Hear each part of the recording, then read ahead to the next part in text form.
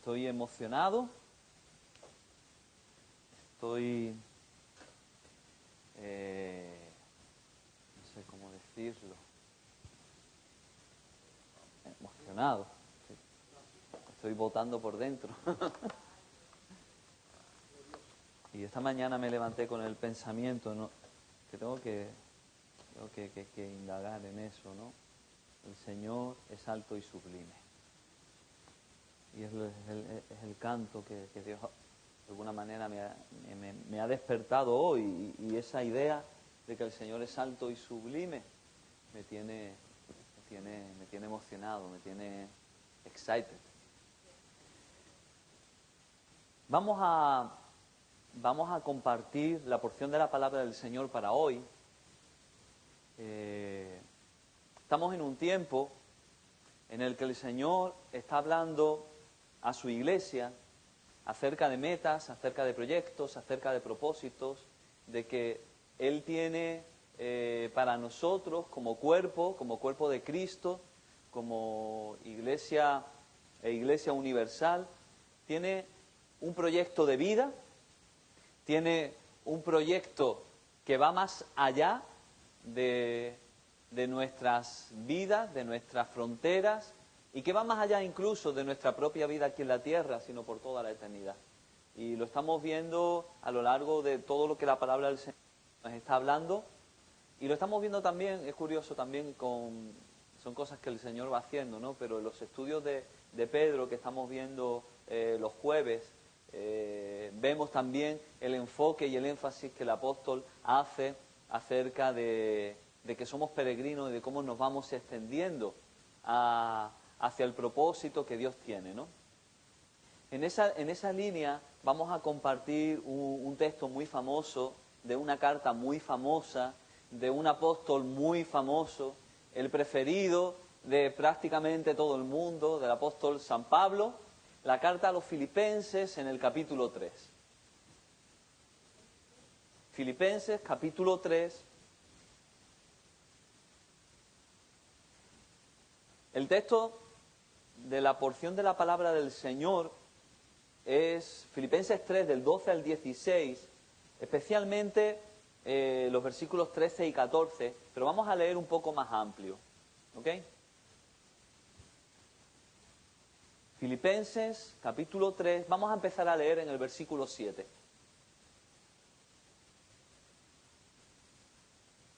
¿Lo tenemos?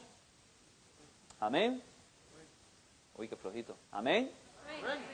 Entonces ya sí lo tenemos. Pero cuantas cosas eran para mi ganancia, las he estimado como pérdida por amor de Cristo. Y ciertamente, aún estimo todas las cosas como pérdida por la excelencia del conocimiento de Cristo Jesús mi Señor, por amor del cual lo he perdido todo y lo tengo por basura, por ganar a Cristo y ser hallado en Él, no teniendo mi propia justicia, que es por la ley, sino la que es por la fe de Cristo, la justicia que es de Dios por la fe, a fin de conocerle y el poder de su resurrección y la participación de sus padecimientos, llegando a ser semejante a Él en su muerte, si en alguna manera llegase a la resurrección de entre los muertos. No que lo haya alcanzado ya, ni que ya sea perfecto, sino que prosigo, para ver si logro asir aquello para lo cual fui también asido por Cristo Jesús. Hermanos, yo mismo no pretendo haberlo ya alcanzado, pero una cosa hago, olvidando ciertamente lo que queda atrás y extendiéndome a lo que está delante, prosigo a la meta, al premio del supremo llamamiento de Dios en Cristo Jesús. Así que todos los que somos perfectos, ¿cuántos somos perfectos aquí? A ver, que levante la mano. Así que todos los que somos perfectos, esto mismo sintamos. Y si otra cosa sentís, esto también os lo revelará Dios. Pero en aquello a que hemos llegado, sigamos una misma regla y sintamos una misma cosa. ¿Amén? Oremos. Señor bendito, Dios todopoderoso, Señor, te damos las gracias por el privilegio que tenemos, Señor, de estar reunidos en el nombre de Jesús, Señor. Por el privilegio que tenemos de estar en tu presencia y de poder bendecir tu santo nombre, Señor. Gracias, gracias, gracias, Señor, porque, Señor, vivimos tu bendición, sentimos tu bendición, Señor, y esperamos también tu bendición, Señor. En este momento te rogamos, Padre bendito, que tú quites todo impedimento, Señor, que quieras, Señor, ser un obstáculo para que tu palabra halle cabida en nuestros corazones y halle cabida en nuestra mente y en nuestro corazón, Señor. Que tu palabra, Señor, pueda ser, Dios mío, pueda florecer, pueda llevar el fruto para el cual tú la envías en esta mañana, Señor. Quita, Dios mío, también de nuestra mente todo obstáculo, Señor. Y ayúdame a mí también el primero, Señor, a poder compartir la palabra que tú tienes en esta mañana para tu santa, para tu bendita y preciosa iglesia, Señor. Gracias, bendito Rey, en Cristo Jesús. Amén. Amén. Esta carta a los filipenses es una carta preciosa. Es una carta que a muchas personas le encantan y que es, para muchas personas, es el libro preferido de la Biblia. Y no sé si es porque la escribió el apóstol San Pablo o es bien porque le llaman la epístola del gozo, esta carta también de agradecimiento, o porque es una carta que habla acerca de las cosas excelentes. Y el apóstol Pablo, en esta carta se nota ese cariño pastoral, ese cariño paternal, porque siempre está intentando dar aliento a los hermanos y dar aliento a la iglesia frente a las adversidades.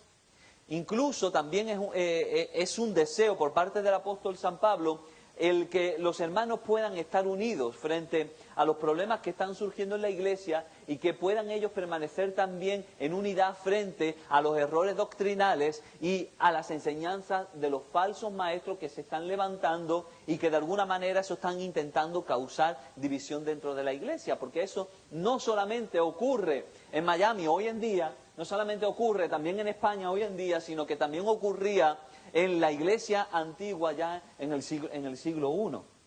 Filipos era una ciudad próspera en la que se encontraba en la encrucijada de caminos entre Europa y Asia y que por eso recibió el honor de distinguirse como una colonia romana. Y con todo lo que eso significaba, porque para los ciudadanos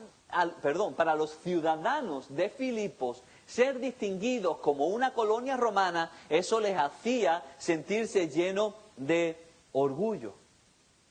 Cuando yo le comparto a mis amigos y a mis hermanos allí en España de que voy para Miami, ellos de alguna manera dicen, wow, Miami, ¿no? La idea que tenemos de Miami en la cabeza, de que Miami es una ciudad próspera, de que es una ciudad bonita, de que aquí hay muchos recursos, de que aquí hay muchas cosas para ver, para hacer, el clima. De alguna manera Miami es como la Filipos del mundo antiguo.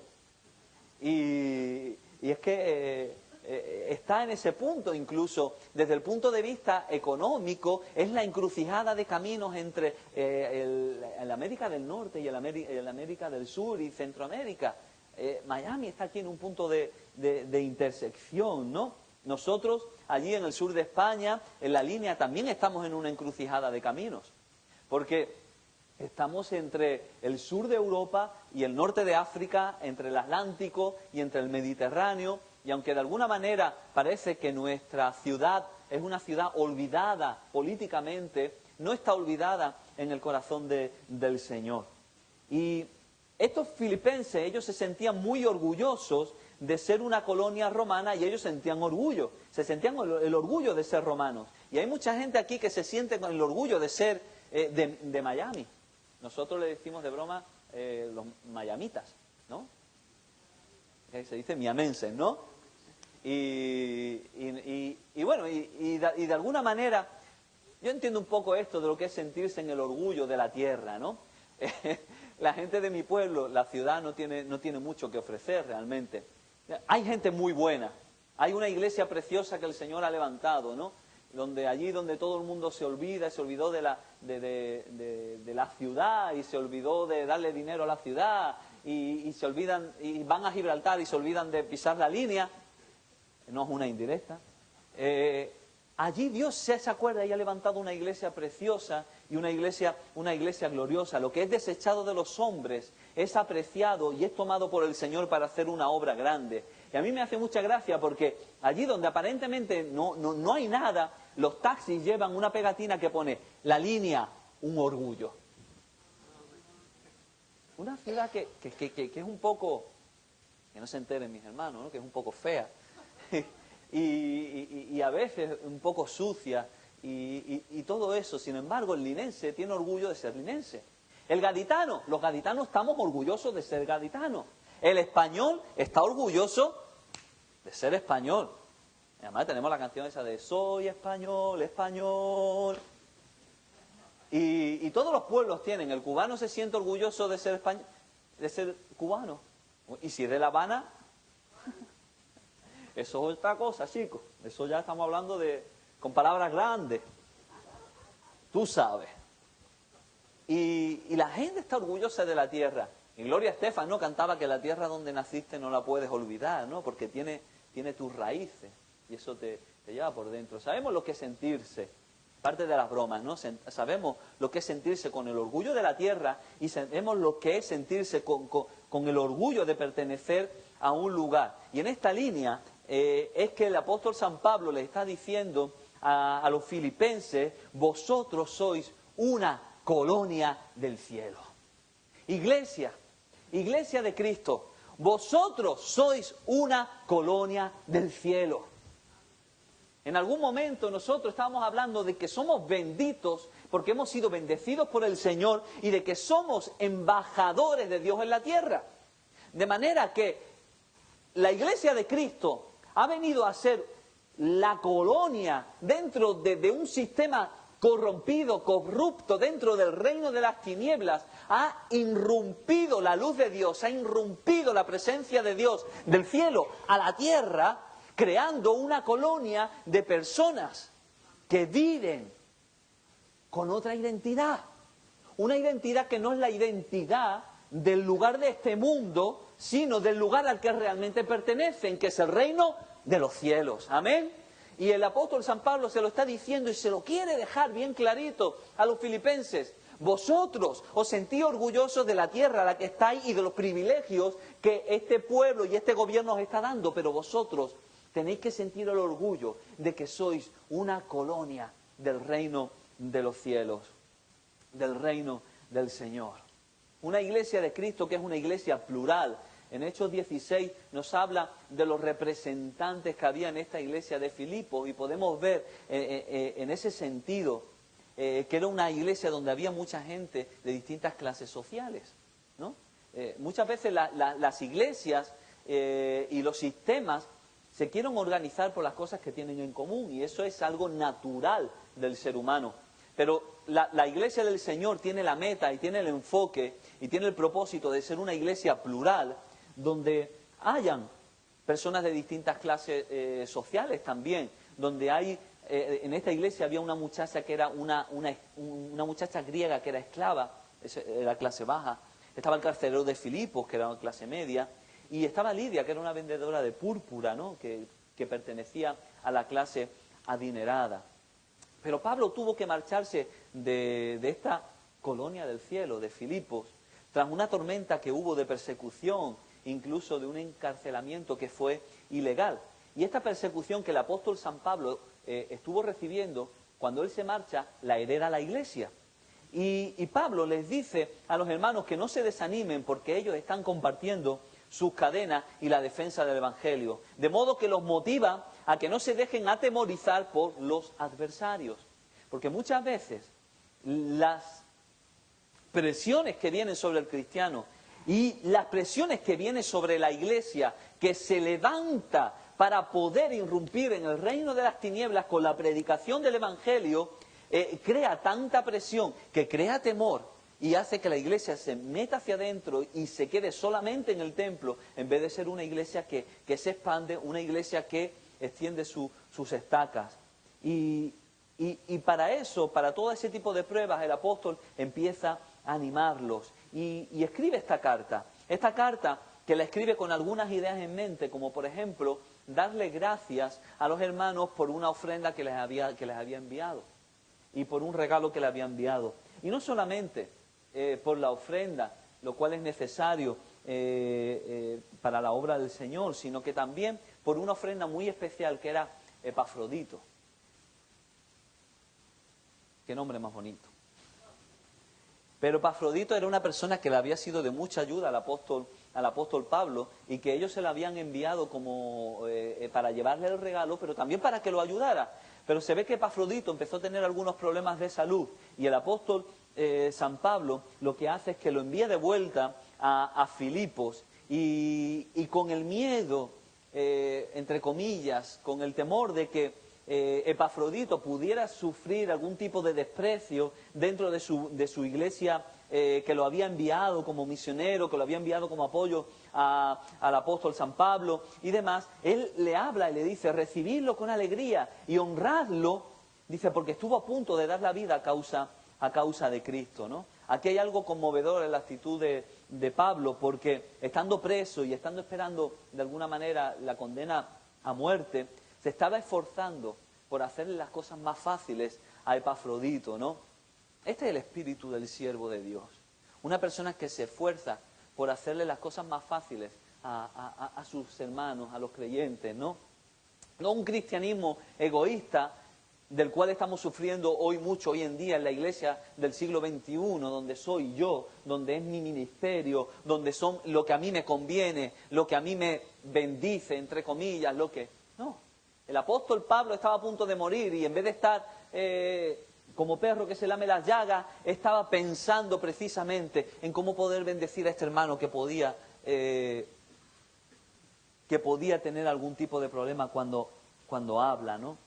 Esto también nos habla, este propósito nos habla de una iglesia misionera que tiene una visión del reino global, porque la iglesia de Filipos envía a Epafrodito con Pablo porque sabía que Pablo iba a estar predicando el evangelio en otros lugares. Estaba apoyándolo, lo apoyaría con la ofrenda que le llevaba Epafrodito, pero también con el hecho de desprenderse de un obrero que podía ser útil, porque seguro que no enviaron a ningún inútil, y para que acompañara y para que ayudara al apóstol del Señor. Pero aquí el Señor, que sabe todas las cosas, vuelve a Epafrodito hasta su casa, ¿no? Qué hermoso, ¿no? Qué hermoso como el apóstol también da aliento a la iglesia en medio de todas las pruebas, ¿no? Y cómo él hace un llamado a la unidad, porque de medio de toda esta situación que surge de diferencias doctrinales, incluso de un problema que había en la iglesia de Filipos, en que dos mujeres estaban peleando y eso estaba afectando a toda la iglesia, surge el pasaje glorioso que tenemos en el capítulo 2 de la humillación y de la exaltación de Cristo, que es tremendo, ¿no? Que es tremendo. Incluso los errores doctrinales que se estaban metiendo en la iglesia, que eran los antínomos, ¿no? Que ellos negaban de que, como hoy en día ocurre, ¿no? De que muchas personas dicen, bueno, como Dios me ha salvado, yo ya puedo vivir la vida como me dé la gana. Yo ya tengo licencia para hacer lo que quiera, ¿no?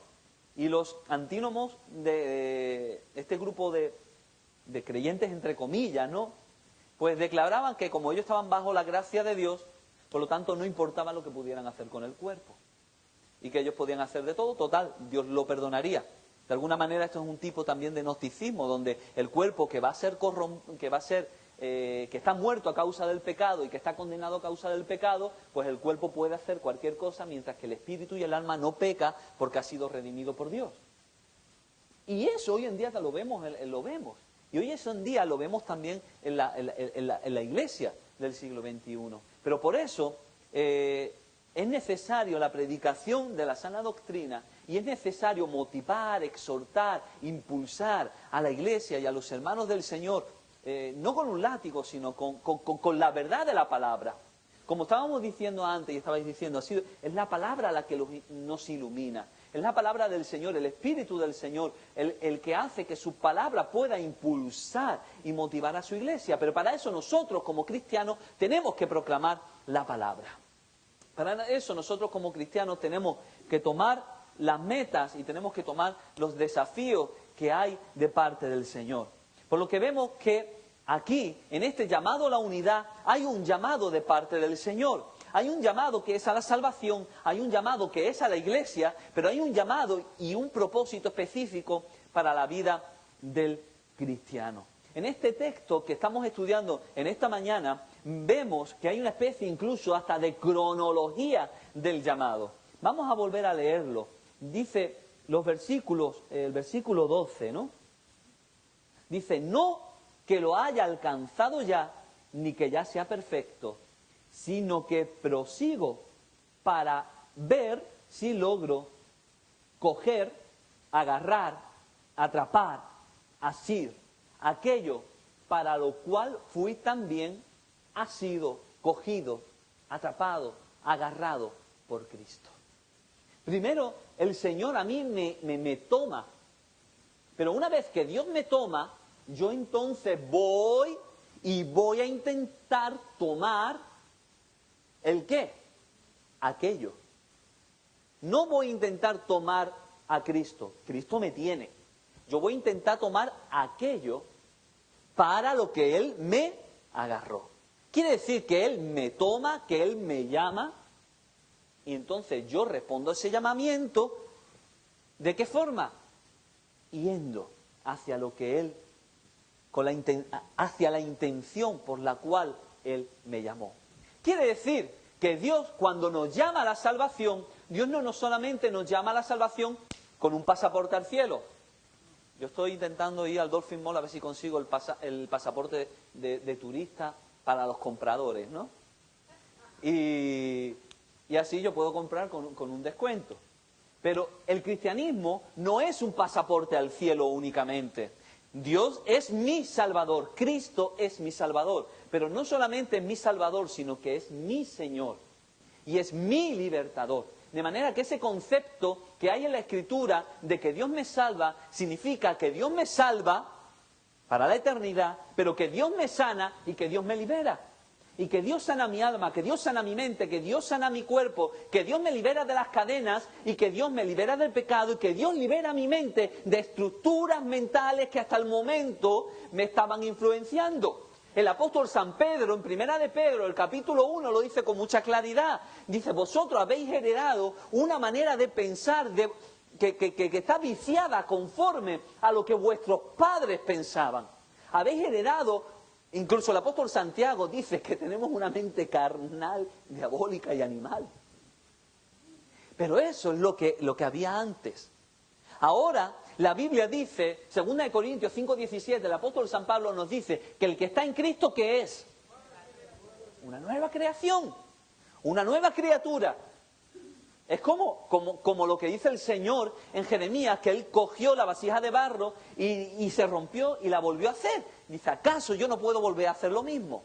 El Señor tiene la capacidad, Dios tiene la capacidad de coger nuestra mente y de reciclarla. Amén. Y eso es una promesa que el Señor da a su iglesia para que sus hijos caminen en novedad de vida. Que tenemos la mente de Cristo. Tenemos la mente de Cristo. Dios hace un llamado y Dios me toma para el cumplimiento de ese llamado. Qué bonito. No es que ni que ya sea perfecto. Para poder entender este pasaje es importante poder entender esta palabra, que seguro que muchos de vosotros ya habéis leído y habéis estudiado en otros momentos. Es la palabra teleios, que tiene un montón tiene un significado muy amplio, ¿no? Pero realmente no es un significado que sea abstracto, no es la perfección como el que está mirando un cuadro que es perfecto, o como el que está mirando una luz que está ahí arriba y que no se puede alcanzar, sino que es una perfección funcional. Es algo perfecto porque tiene y está de acuerdo hacia un propósito. ¿Cuándo un coche es perfecto? Cuando el coche funciona para lo que ha sido diseñado, para que el coche ande. Cuando un árbol, un manzano es perfecto, cuando el manzano da manzanas buenas, porque si la da mala, se acabó. ¿Cuándo un cristiano es perfeccionado? Cuando funciona conforme y para el diseño por el cual ha sido tomado por Cristo. Esto quiere decir que es un cristiano que ha sido completamente desarrollado. La idea, Pablo está confrontando esta imagen por ejemplo, de un joven que está en desarrollo con un hombre que está maduro, que ya está completamente formado. Incluso con el tema de las ofrendas, ¿no? Que había ofrendas que eran sin tacha y había ofrendas que no se podían ofrecer al Señor porque tenían algún defecto. Incluso la idea de un aprendiz que está aprendiendo un oficio y el maestro, ese contraste. No es que ya sea perfecto. Y incluso también se utiliza con la idea cuando hablan de los mártires, ¿no? Porque decían que los mártires habían ya sido perfeccionados cuando habían entregado su vida al Señor. Así que cuando Pablo utiliza esta palabra en el versículo 12, está diciendo que él de alguna manera no es un cristiano completo, pero que sigue adelante, que sigue avanzando. Y para poder ilustrarnos a nosotros esa idea de que sigue avanzando, él habla de dos cosas muy importantes que él ha hecho y continúa haciendo durante su carrera como creyente, porque Pablo está viendo al creyente como un atleta, que son importantes. Y he aquí, hermano, el corazón del mensaje para hoy, lo que es importante, porque ¿cómo puedo yo ser perfeccionado? ¿Cómo puedo yo agarrar el propósito para el cual el Señor me agarró a mí? Como iglesia, ¿cómo podemos tomar el propósito que el Señor nos está dando y el propósito específico como congregación o el propósito específico que yo tengo como hijo de Dios, como creyente de Dios en esta etapa de mi vida, en este nuevo año que tengo por delante, en esta nueva etapa? ¿Cómo puedo agarrarlo? ¿Cómo puedo tomar ese propósito por el cual Dios me ha tomado? Porque lo que sí es cierto y lo que el apóstol está diciendo aquí es que toda persona es tomada por el Señor con un propósito específico y que por tanto la persona tiene que continuar y debe de proseguir hasta alcanzar ese propósito. Y aquí el apóstol está hablando y lo dice, el versículo 13, no es que yo mismo pretenda haberlo ya alcanzado, pero una cosa hago, olvidando ciertamente lo que queda atrás y extendiéndome. Olvidar y extenderse. Hermano, ¿por qué olvidar? ¿Por qué olvidar? Porque Pablo habla un poquito antes, ¿no? En el capítulo 2 habla acerca de los orgullos que él puede tener, y en otras partes de las Escrituras también, cuando él da testimonio de su conversión a Cristo, de las cosas que él puede sentir orgullo. Y a veces tenemos que olvidar cuáles son nuestros logros en el Señor. Porque Salomón dice, nunca digas que los tiempos pasados fueron mejores, porque nunca hablarás de esto con sabiduría, olvidando lo que queda atrás. Es importante poder olvidar. Y Dios, que es Dios todopoderoso, Dios también olvida.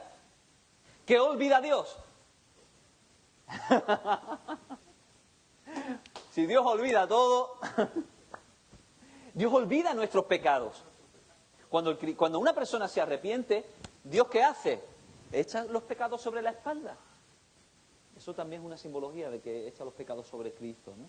Pero dice que Él echa los pecados al fondo del mar y que nunca más se acuerda de ellos. Nosotros somos expertos en bucear. Y a mí me gusta meterme de vez en cuando en el agua. Y cuando me saqué la licencia de buceador, a mí me sorprendió la cantidad de cosas que uno puede encontrar en el fondo marino. Y los cristianos a veces somos expertos buceadores. El ser humano es un experto buceador en rescatar, decir, yo soy, es que mira, es que esto, es que lo otro, es que yo soy de esta manera, es que yo soy de la otra. Y sin embargo, Dios se olvidó. Hay que olvidar. Hay personas, hermanos, que no avanzan en su vida cristiana porque no olvidan. Y es necesario olvidar porque no podemos vivir entre dos mundos, no podemos vivir con dos mentes. Hay un pasaje muy fuerte en Génesis 41, 51, en la historia de José.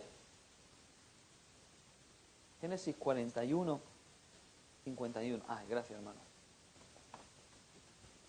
Todos conocemos la historia de José y sus hermanos, ¿verdad?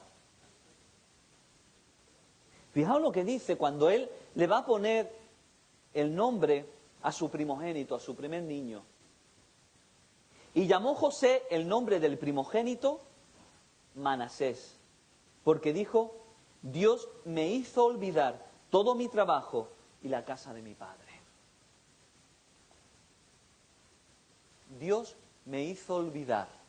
Cuando dice aquí todo mi trabajo, está refiriéndose a todo el esfuerzo y todo el dolor que él vivió para llegar hasta el punto y el momento en el que él en ese momento se encontraba de paz y de alguna manera de sintonía también consigo mismo. Porque Dios me hizo olvidar la casa de mi padre. Oye, olvidarte de tu padre, olvidarte de tus hermanos, olvidarte de dónde vienes, pero que sí que parece que es inhumano. A quien le diga, y le diga, oye, olvídate de tus padres, olvídate de tus hermanos, olvídate de dónde vienes. Pero eso ¿cómo puede ser? Y es que hay veces en las que tenemos que olvidar el pasado. Yo no estoy diciendo aquí que ahora tengamos que tener amnesia, ni Alzheimer, ni nada de eso. Dios nos libre de tener corazones de esa magnitud. Pero sí hablamos de que hay veces que hemos sufrido daños en nuestra vida y vamos cargando con ellos. El libro de Hebreos motiva y exhorta a los creyentes a que despojándose de todo peso y del pecado que ¿qué nos está asediando? ¿Qué nos está atacando? El pecado y el peso. Corramos. ¿Y quién corre hacia atrás? Cuando corremos ¿hacia dónde? Corremos hacia adelante. Porque ahí estás viendo, ahí te estás enfocando, ahí estás viendo la meta, hacia adelante. Por tanto, hay que despojarse, hay que olvidar, hay que quitar. Dice también el pasaje, ¿no?, en el Antiguo Testamento, de que el pueblo de Israel dice, ¿hasta cuándo estaréis claudicando entre dos pensamientos? ¿Hasta cuándo? Porque es necesario, es un principio de salud psicológica, de salud emocional. Hay que olvidar. Es necesario vivir libre de los temores, despojarnos, libres de las cargas, para poder vivir en victoria. Y así no tener dos señores, ni dos, ni tres, ni cuatro, como algunas personas pueden tener. Así vamos a ser más felices. Porque Dios me hizo olvidar todo mi trabajo y la casa de mi padre. Hay veces que no se puede estar entre dos tierras. Y yo soy una persona que cuando estoy en un sitio centro mi atención en lo que estoy viviendo. Y a veces puedo ser un poco, no he dejado de querer, no he dejado de amar, no he dejado de valorar lo que he vivido, a quienes tengo, a quienes forman parte de mi vida. Pero no puedo estar entre dos mundos, no puedo estar en dos continentes. Soy hombre, solamente puedo hacer una cosa a la vez. Solamente puedo pensar en una cosa a la vez. Y no puedo estar aquí y allá y aquí y en el otro sitio. Y a veces el Señor quiere que nosotros también nos olvidemos para poder descargarnos y poder centrarnos a lo que tenemos por delante. Ahora con la mente de Cristo, como nuevas criaturas. Por tanto, vamos a pensar no de la manera de antes, sino vamos a pensar con la manera que el Espíritu Santo pone en nuestras mentes, pone en su palabra, porque tenemos la mente de Cristo. Olvidar para extenderme a lo que está por delante y prosiguiendo a la meta. No nos podemos dormir en los laureles. Esta idea de extenderse es una idea bonita, ¿no? Porque va en consonancia a lo que también Pablo está hablando en Corintios acerca de que el cristiano es un corredor. Y la palabra extenderse significa estirarse. De manera que cuando habéis visto en los maratones que está la cinta y van a llegar dos, y hay uno que quiere llegar más rápido, que quiere llegar antes, que quiere partir la cinta antes que antes, ¿y qué hace? Se estira. Se estira enterito. Parece que se le va a salir la cadera, que se le va a salir el hombro, pero con tal de tocar la meta antes que nadie. ¿Por qué? Porque ese es su premio. Porque él ha sido llamado ¿a qué? A ganar. Él salió de la salida cuando hubo el pistoletazo. ¿Para qué? Para correr con la meta de ganar. De manera que cuando está frente a la meta, él se estira, se extiende para poder conseguir aquello. ¿Hacia dónde, hermanos, nos tenemos que extender nosotros? ¿Es posible extenderse? ¿Es espiritual que queramos estirarnos? Jabes le pidió al Señor, todos conocemos la historia de Jabes, que extendiera su tienda. Jacob se tiró una noche entera peleando con el ángel de Jehová y diciéndole: Señor, no te voy a dejar hasta que me bendigas. ¿Por qué? Porque hay una necesidad dentro de mi alma y dentro de mi espíritu, que es que yo entiendo que sin tu toque, sin tu bendición, yo no soy nada, yo no puedo hacer nada. Pero por eso, Señor, necesito no solamente que tú me agarres, sino que yo te agarre a ti, que necesito conseguir el premio. Y ese premio es la vida de Cristo en nosotros. Hermanos, Dios es un Dios de orden. Dios en el Antiguo Testamento, porque hay personas que piensan que van de aquí para allá solamente guiados por el Espíritu Santo y no se someten absolutamente a nada, ni a algún tipo de dirección, y Dios les dice una cosa un día y al día siguiente pues le dice otra que está totalmente distinta.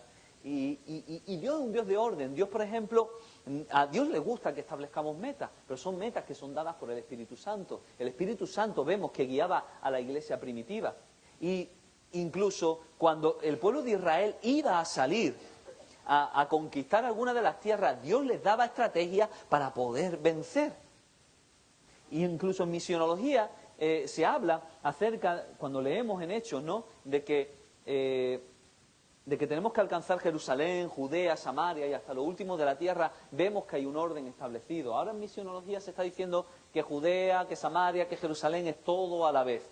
Pero no importa, si yo estoy aquí en Miami y voy a conseguir mi Jerusalén y mis hermanitos que están en España van a conquistar su Jerusalén, al final el Evangelio está siendo predicado en Jerusalén, en Judea, en Samaria, y aquel que esté en el Polo Sur con los pingüinos esté haciendo también su Jerusalén, el Evangelio va a ser alcanzado lo último de la tierra. Tenemos, no podemos cambiar el mundo, pero sí podemos cambiar el mundo cambiando nuestro entorno.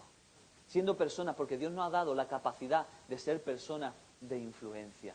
Dios está extendiéndonos. Dios quiere que no nos olvidemos. Dios quiere que asumamos el propósito y el reto y que podamos hacer los cambios necesarios en nuestra vida para poder dejar atrás y poder extendernos. Que liberemos nuestra mochila de aquello que pesa para poder correr con libertad y agarrar y coger aquello por lo cual Dios nos ha llamado. Versículo 15, para acabar. Así que todos los que somos perfectos, ¿amén? Esto mismo sintamos, y si otra cosa sentís, esto también os lo revelará el Señor. Pero en aquello que ya hemos llegado, sigamos una misma regla y sintamos una misma cosa. Así que todos los que somos perfectos. De alguna manera, el apóstol vuelve a utilizar esa misma palabra, ¿no? Y la idea es para que los creyentes no se olviden y no se relajen en ese esfuerzo. Él pone un listón y les vuelve a recordar a los filipenses de que ellos son atletas de Cristo. Vamos a leer para acabar este texto de 1 Corintios 9, 24 al 27. 1 Corintios 9, del 24 al 27. ¿No sabéis que los que corren en el estadio, todos a la verdad corren, pero uno solo se lleva el premio? Corred de tal manera que lo obtengáis. Todo aquel que lucha, de todo se abstiene, es decir, se despoja de lo que le va a impedir alcanzar el propósito. Ellos a la verdad para recibir una corona corruptible, pero nosotros una incorruptible. Así que yo de esta manera corro, no como a la aventura, de esta manera peleo, no como quien golpea al aire, sino que golpeo mi cuerpo y lo pongo por servidumbre, no sea que habiendo sido heraldo para otros, yo mismo venga a ser eliminado. Corred de tal manera que lo obtengáis. Dios nos ha llamado, hermanos, y nos ha llamado con un propósito.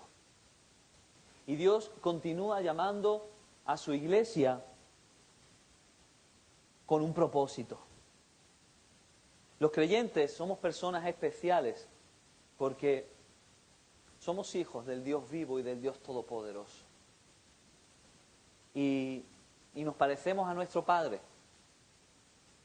Tenemos el ADN de nuestro Padre. Tenemos un espíritu creativo. Tenemos un espíritu de misericordia. Tenemos un espíritu de pastoreo. Tenemos un espíritu de amor. Tenemos un espíritu. Y todo eso se tiene que manifestar en el corazón del creyente. Y el Señor nos ha llamado. Y nosotros tenemos que entender cuál es ese llamado. La vida y la obra de Cristo en nosotros. Pero también los propósitos específicos para el cual el Señor te está llamando a ti, como persona, y nos está llamando a nosotros como iglesia. Una de las cosas que el apóstol San Pablo ha dicho en el texto anterior, estamos acabando, es, el versículo 10 dice que a fin, o sea, es decir, con el propósito de conocerle. Y este conocimiento, esta meta, este fin de experimentar el poder de su resurrección, no está hablando de un conocimiento que es teórico, ni un conocimiento teológico. Es un conocimiento que está hablando de intimidad, de una intimidad profunda. Igual que la intimidad que un hombre y una mujer pueden llegar a tener después de estar casados 50 años por lo menos. Pero es a lo que estamos llamados, a estar unidos con Él, de tal manera que lo que se vea en nosotros sea Él. Sea Él. Y que lo que nosotros vamos haciendo sea extenderle a Él. Sea hacer las obras que Él haría. Y vivir la vida que Él viviría si estuviera hoy aquí. Vamos a ponernos de pie un segundito.